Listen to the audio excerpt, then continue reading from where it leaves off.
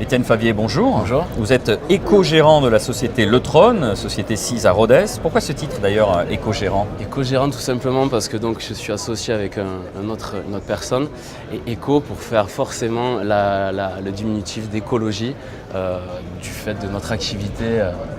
Alors on va le comprendre, le clin d'œil de votre nom, Le Trône, eu égard à votre activité. Tout à fait. Comment est-ce qu'on devient le roi des sanitaires écologiques et autonomes?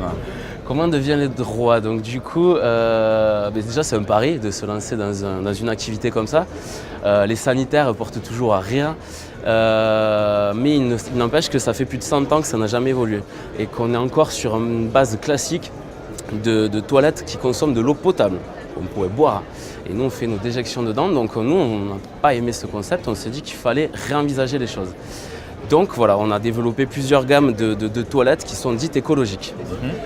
Alors il y a notamment votre produit phare. Alors ce trône-là n'est pas en fer mais en bois, ça s'appelle Fitoilette, complètement innovant, pas de sueur, autonome et écologique. Alors j'aimerais que vous rentriez dans le détail sur ce produit totalement innovant. Donc la Fitoilette, voilà, vous avez déjà dit les bases. Donc c'est un produit qui est autonome, c'est une solution qui est autonome, c'est-à-dire qu'on a besoin de raccord à aucun réseau.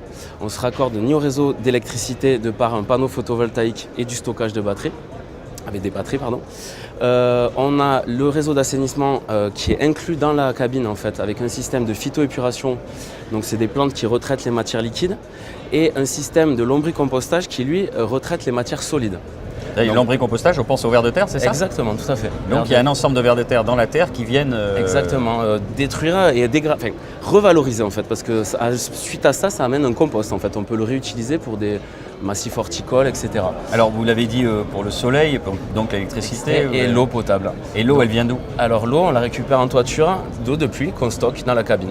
D'accord. Tout en haut de la cabine, il y a un genre de... On a une jarre de petite piscine qui nous permet de récolter et on a une cuve de 900 litres qui nous permet de stocker l'eau de pluie. Cette eau de pluie nous sert à amener la dilution de l'urine. Sinon l'urine pure est tellement chargée en azote, elle détruirait les plantes et donc tout le système ne pourrait pas fonctionner. Donc l'idée c'est qu'on met ces toilettes, elles sont végétalisées d'après ce qu'on voit sur votre site. On a en façade et en toiture une partie végétalisée. Et après on s'en occupe plus pendant? On s'en occupe plus pendant au moins 3 ans. D'accord, enfin à part évidemment l'entretien, les agents le nettoyage classique, sinon l'entretien même de la cabine, on a une autonomie estimée à 3 ans. C'est-à-dire il faudra vidanger le lombricomposteur à peu près une fois tous les 3 ans. Ça, c'est en fonction de l'affluence qu'il y aura sur le site où on va implanter la cabine. Vous avez fait des tests de résistance? Parce que du lombricompostage, donc on imagine qu'il y a des animaux vivants. Est-ce que ça passe l'hiver? Tout à fait. Est-ce que s'il n'y a pas de soleil, comment font les panneaux solaires? Si vous êtes à un endroit où il ne pleut pas beaucoup, excusez-moi, je me fais l'avocat du diable. Tout à fait, vous avez raison, c'est les questions qu'on a fréquemment.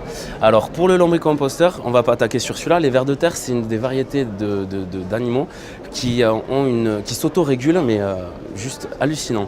Ils savent, quand ils n'ont pas à manger, ils se mettent en autarcie. Dès qu'ils ont à manger, ils se développent. Enfin voilà, ils s'autorégulent dans un circuit fermé.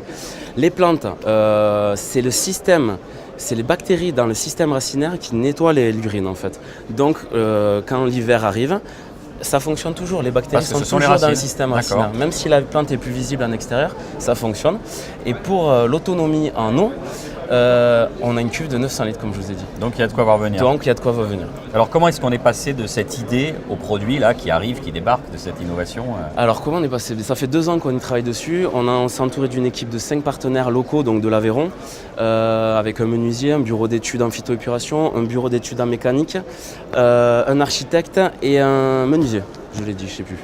Et donc voilà, ça fait 2 ans qu'on a essayé d'envisager toutes les choses possibles. On a fait tout sur papier, on a fait des études et on a réussi à sortir un prototype il y a 1 an. Alors aujourd'hui, votre présence sur Millinov, c'est une sorte de revanche? Tout à fait. On avait présenté notre projet il y a 2 ans, en 2015. On avait fini quand même relativement bien placé. On a eu la chance donc de pouvoir venir exposer. Il y a 2 ans, c'était qu'un papier.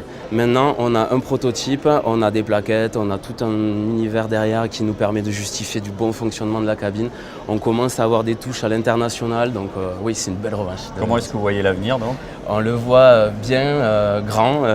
On le voit, non, disons qu'on voit un avenir d'une façon qui est que quand on se rend compte qu'il y a à l'heure actuelle dans le monde 2 milliards de personnes qui n'ont pas encore accès aux toilettes et qui en meurent, je pense qu'on a une solution qui est utile et intéressante pour développer quelque chose dans le futur.